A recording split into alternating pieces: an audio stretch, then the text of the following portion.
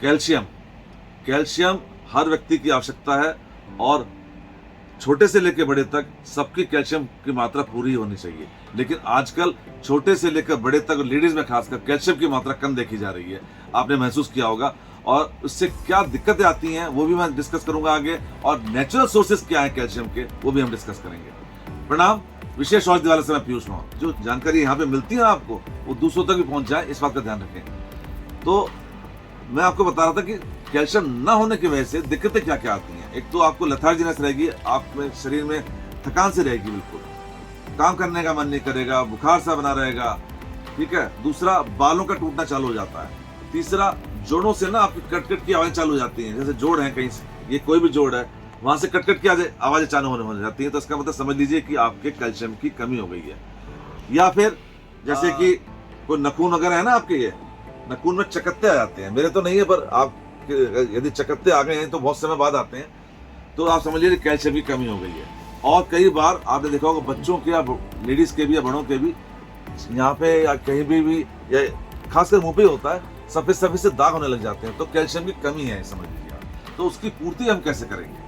देखिए, मैं 3-4 चीजें बता रहा हूँ। एक तो होता तिल, उसमें भी स्पेशली काला तिल आप किसी रूप में खा सकते हैं। उसको भून के खा लीजिए, ठीक है।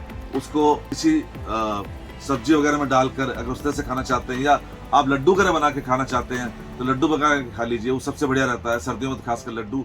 या फिर गजक जो आप खाते हैं वो बहुत बढ़िया रहती है, उसको कैल्शियम की पूर्ति होती रहती है नेचुरली। तो हमारे यहाँ जो सिस्टम था ना कि सर्दियों में गजक खाने का, ये हमारे जो पुरखों ने बहुत बढ़िया बनाया था कि भाई आपकी नेचुरली पूर्ति होती रहे, आप मीठा मतलब आप स्वादिष्ट भी खा लें और नेचुरल पूर्ति हो जाए। रेवड़ी जो होती है ना, पता है उसमें, तो काले तिल खाएंगे तो उसमें ज्यादा मिलेगा आपको। अच्छा, दूसरा, रागी का आटे को यदि आप अंकुरित करके सुखा के पीसते हैं तो उसमें कैल्शियम की मात्रा बढ़ जाती है 20% और।